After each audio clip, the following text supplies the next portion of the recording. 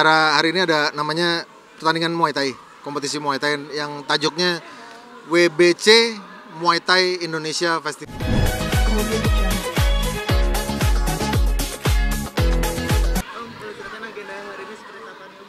Ya, hari ini saya lagi hadir kebetulan diundang, sekalian terlibat juga sih.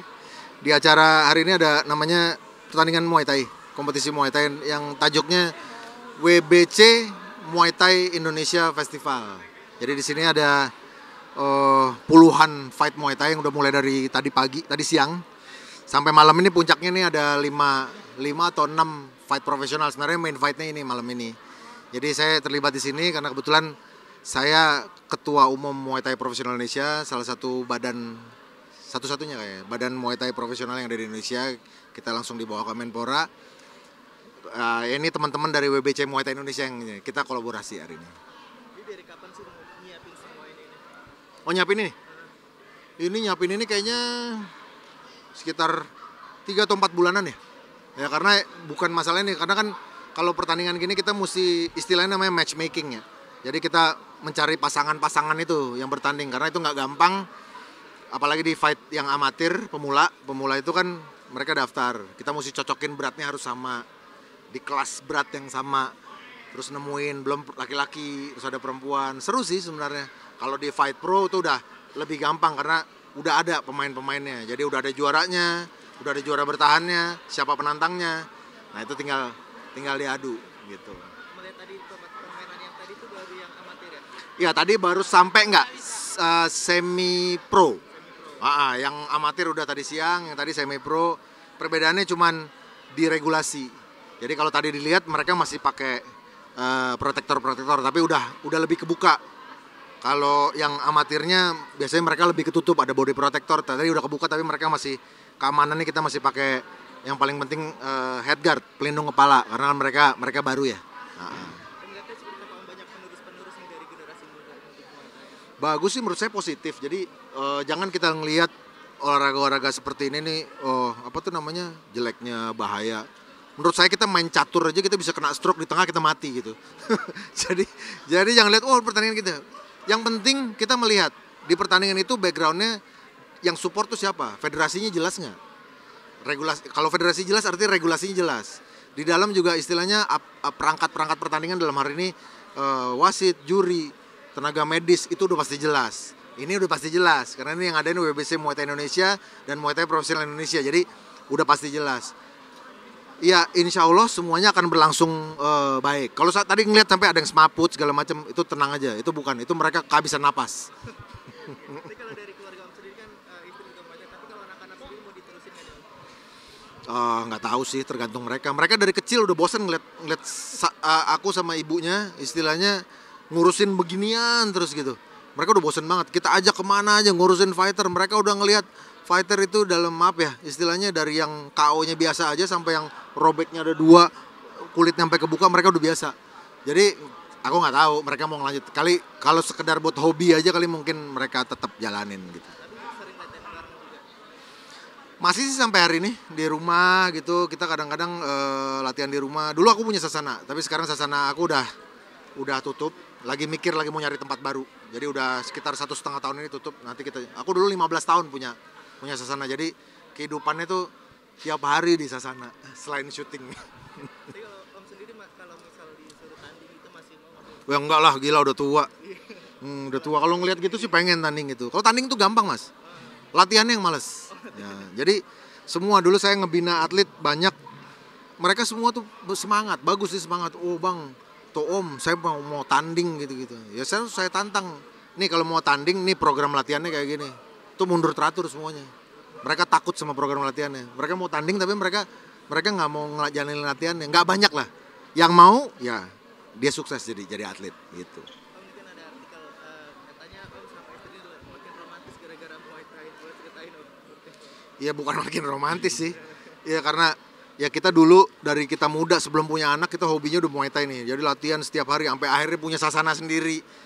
Ya gimana ya, jadi ya kita latihan, aku megangin, kita kadang-kadang jadi partner light sparring ya, bukan sparring beneran. Ya karena emang kita berdua memang seneng bela diri. Jadi ya mau nggak mau ya karena kita punya passion yang sama ya itu mungkin yang dibilang jadi kayak jadi mesra gitu. Rajin bareng seminggu sekali atau seminggu berapa kali? Apa? Rajin latihan bareng. Kalau sekarang kalau kemarin lagi syuting susah latihannya. Orang pulang pagi, umur juga udah nggak muda kan, nggak berani. Kalau aku kecapean, aku nggak berani latihan karena bahaya lah. Gitu. Apa? Harapan buat Muay Thai Indonesia. Oh harapannya sih sebenarnya gini, kita harus bersatu karena ini sekarang kan ada dua federasi, satu federasi yang amatir yang ada di bawah KONI, PBMI namanya. Mungkin teman-teman semua udah pada tahu lah PB Muay Thai Indonesia. Kalau aku udah sekarang Muay Thai Profesional Indonesia. Sekarang ada teman-teman yang ada acara malam ini WBC Muay Thai Indonesia. Udahlah kita jadi satu aja. Kita collab merancang sesuatu hal buat kemajuan Muay Thai Indonesia biar atlet-atlet kita bisa maju ke ya udah jelas di PON, SEA Games, bahkan Asian Games atau nanti kalau Muay Thai masuk jadi cabur tetap di Olimpik, kita bisa nurunin atlet gitu. Oh mungkin kan sebentar lagi ada Indonesia timnas sepak bola Indonesia. Harapannya seperti apa nih untuk timnas? Saya sih excited banget ya dalam rangka ini walaupun sampai hari ini saya sedih banget saya nggak dapet tiket. Nggak tahu ntar bisa nonton di mana, mungkin nobar kali. Saya masih optimis. Yang selama ini kita gembor-gemborkan, wow, Jepang itu di atas kertas ya. Memang faktanya mereka dilengkapi sama pemain-pemain yang wow, yang gila deh pokoknya. Tapi kan saya nggak tahu. Kali semangat anak-anak timnas sekarang yang mungkin mereka mau ngelihat dari hasil seri dengan Bahrain kekalahan dengan Cina kemarin mungkin menjadi satu cambuk buat mereka untuk wah gue harus nih tampil di depan penonton gue sendiri, penonton kita sendiri. Jepang apa sih? Bisa lah kita kalahin. Ya harus punya kayak gitu sih, punya kepedean seperti itu. Saya rasa mungkin aja kita bisa bermain seri. Jadi kalau menurut teman dari skuad terbaik nih misal dari back, striker, dan tengah gitu siapa sih pemainnya gitu? Kalau aku di belakang aku suka banget sama Rizky Ridho. Rizky Ridho itu kalau yang naturasi ya oke lah. Izzes dengan leadershipnya, Rizky Ridho dengan daya jelajahnya dan keberaniannya dia mengambil tanpa risiko kena foul gitu ya. Kalau dia udah mulai ke tengah siapa lagi ya? Enggak sih aku suka mereka. Oh di kanan ya kalau nggak salah, kanan apa kiri ya? Verdong. Aku suka banget sama Kelvin Verdong. Nah, hah? Favoritnya semua siapa? Rizky Ridho. Itu anak gila Rizky Ridho. Harap siapa sih yang bisa nyetak gol gitu? Besok. Harapnya siapa? Yang bisa nyetak gol besok. Bisa nyetak gol ya harusnya besok. Saya harap sih mungkin Tom Hay kali ya. Tom Hay harusnya turun ya Tom Hay.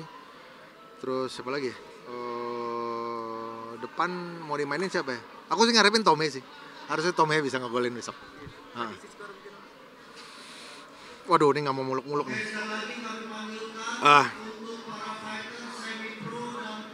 Kalau seri nih, golnya sih kayak banyak. Saya ngeri nih Jepang nih. 2 sama kali. Kan ada pro kontra naturalisasi gitu. Pada foto sendiri seperti Apa? Pro kontra naturalisasi. Aduh, kemarin udah diwawancarain soal pro kontra naturalisasi. Udah deh, sekarang gini. Itu kan yang ngomongin teman-teman yang ada di Komisi 10. Aku ngomong lagi. Aku menghormati lah pendapat kalian. Tapi kan kalian itu membawahi sebuah komisi yang ngurusin olahraga. Jadi please, sebelum berpendapat pakai basis gitu. Basis data, basis pengalaman mengelola olahraga ya. Jadi menurut aku seorang Erick Thohir, aku bukan CM sama Erick Thohir. Aku seneng banget sama Erick Thohir karena itu kira-kira yang kita pakai di pengembangan Muay Thai ini yang kita nih harus naikin dulu ikon. Baru itu si ikon itu menjadi satu trigger buat adik-adiknya atau teman-teman yang ada yang belum punya kesempatan masuk ke timnas. Sama aku juga di sini dulu. Aku 12-13 tahun lalu aku kirim pemain, gimana caranya kirim pemain main di Thailand. Yuk, akhirnya dia menjadi satu ikon. Aku pengen deh jadi kayak dia. Ya kira-kira lebih kan dia jalan sama Mas Erick Thohir itu gitu. Bukan aku mau cari muka sama dia. Udah bener caranya. Jadi please, teman-teman yang dari Komisi 10 pakai basis data dulu lah. Atau kalian punya pengalaman nggak mengelola sebuah olahraga yang besar, olahraga tim kayak basket, voli, bola, atau bulu tangkis, baru ngomong. Itu aja. Izin ngambil statusut nanti om pasti.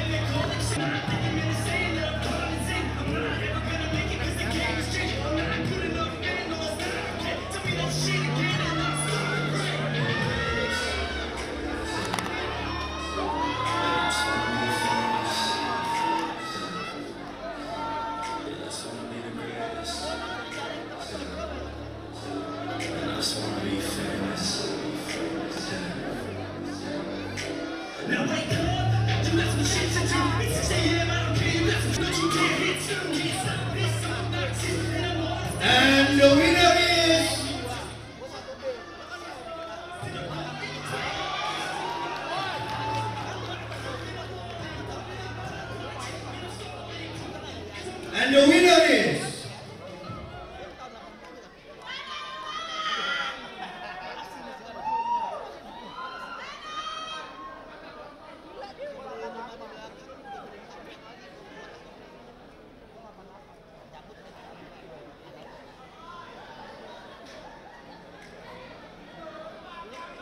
Blue Coat.